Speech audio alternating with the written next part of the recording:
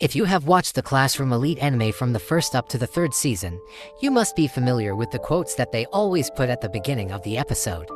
Although they no longer put it in Season 4, these quotes have become part of Classroom Elite, in a good and a bad way.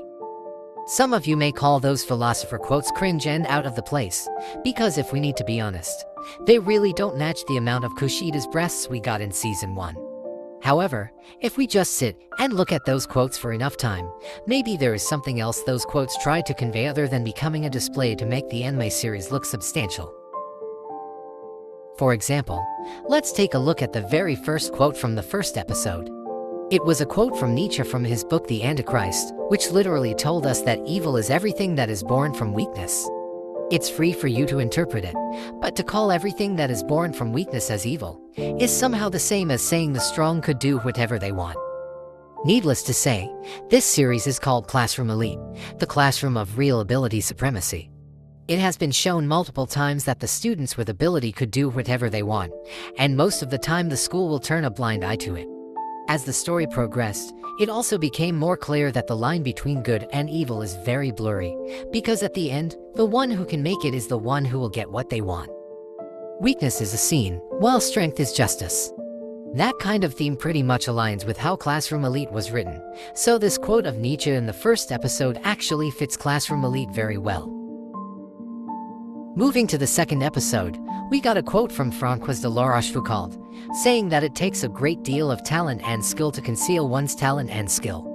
It's pretty obvious that this quote refers to Ayanokoji, and the second episode is where we finally saw Ayanokoji showing his skill in piano and calligraphy.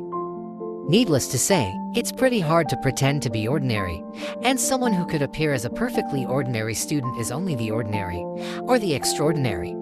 However, Ayanokoji actually failed to be ordinary students that he longed for. It's not exactly his fault, but the moment Horikita noticed his muscles, and how he decided to step to save her is the moment he abandoned his normal high school life. You can say there are a lot of things that Ayanokoji cannot hide due to his lack of experience, and it is just too late to hide it because Horikita never stops bothering him. With more and more volume released, more and more people started to see something strange on him just by their instinct alone, so you can say that Ayanokoji is not great enough to hide his talent and skill. Of course, you are free to interpret why this quote was placed in the second episode where Ayanokoji failed to hide his talent, but I do like to think that this quote emphasizes Ayanokoji's flaw as a person. He is not perfect, and he made mistakes just like everyone else when he tried to reach his goal. Next, let's try to see the quote from the third episode, because unlike the previous two, this quote sounds more general instead of focusing on Ayanokoji. Man is the only animal that makes a bargain, no dog exchanges bones with another. This quote clearly pointed at Ayanokoji's deal with the third-year student to buy the old exam paper, but why comparing it with a dog exchanging bones is something I don't really understand. However, it is also possible that this quote refers to Ayanokoji who got blackmailed by Kushida. In the cost of his silence, Ayanokoji manages to feel the warmth of human touch, and their deal shows us a better understanding of how students in this school play their games.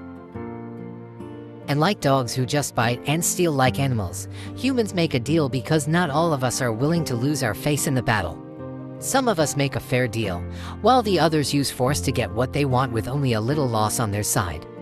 If we want to overthink or exaggerate the quote, this third episode quote probably tried to tell us that this series is not going to be so simple with their conflict, because we eventually saw a lot of deception and blackmail where they play with each other's strength and weakness. Intelligence is what makes us different than a dog, and that's why we make a bargain in our everyday life. Of course, the message is not as strong as the previous two, but at least this third episode quote still has some meaning that ties it to the story. And now let's talk about the fourth episode quote, which I personally really like. We should not be upset that others hide the truth from us, when we hide it so often from ourselves. The fourth episode is where Chabashiro gives Horikita advice and a warning, and from that day on, the way Horikita looks at Ayanokoji changes forever. Throughout the story, Horikita, who was upset because Ayanokoji always acted as if he knew nothing, is one of the cores of their dynamic, but even though it was sometimes funny to read, it also told you that none of them actually trusted each other that much. Harikita is upset because Ayanokoji keeps doing something behind her back, and all those secrets prevent Harikita from actually trusting him, either as a friend or an ally. On the other side, Ayanokoji also didn't trust Harikita, or maybe he didn't trust anyone at all. He used her and manipulate her, and that was the extent of his trust. It's only later in Volume 10 First Year Arc side story that Harikita explains why she cannot trust Ayanokoji. She said that if she starts trusting him, one day she will witness something scary, and she will be betrayed. Hearing that, Kei simply said that you cannot trust someone who doesn't trust you, but if she keeps being scared, her relationship will never begin. This quote showed up early in episode 4, but perfectly portrayed the relationship between Ayanokoji and Harikita in the entire first year arc. However, their relationship started to change after Horikita's conversation with Kei. She started acknowledging Ayanokoji more, and even admitted her defeat at the beginning of the second year arc. Ever since then, she kept asking him questions, and genuinely wanted to know more about him. The fourth episode quote turned out to play a lot in the first year arc, but it's not an ironclad rule since their relationship ended up changing over time. This quote might be my favorite in the entire anime, and even though it's not really necessary, it gives you something more to think about, or at least gives more psychological aspects in a series full of fan service. Of course, not all the quotes have that kind of meaning that you need to think deeply about, but just consider it an appetizer before watching the new episode. From what I have seen, at least every quote has some kind of implied meaning for every episode it's attached to, so it wouldn't be a waste if you keep it in mind and connect it later. Honestly, I did miss these quotes when season 4 first aired. It's not much of a setback, but some quotes are just too memorable to ignore.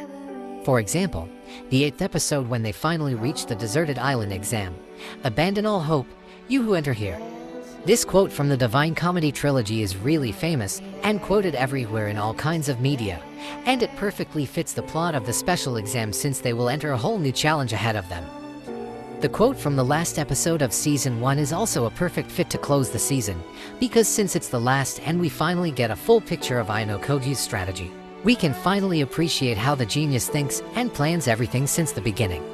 Genius lives only one story above madness, and if you remember how this episode ended, you will understand what kind of madness is going through Ayanokoji's head. A genius perceives reality, pattern, and possibilities that others cannot see, which mean most of the times their action appears as if they just lose their mind. At first you must have wondered why Ayanokoji trusted Ibuki so much, or why he let Horikita return to the ship, but when this episode arrived, everything finally made sense for the watchers. This quote is just one little addition, but it helps you to understand more of what happened in the story. You can treat it like fan service, because even if they do not exist, it's not going to change anything. But of course people love fan service no matter what kind of form it takes, or where it placed. So, let's hope they will bring the quotes back in the next season.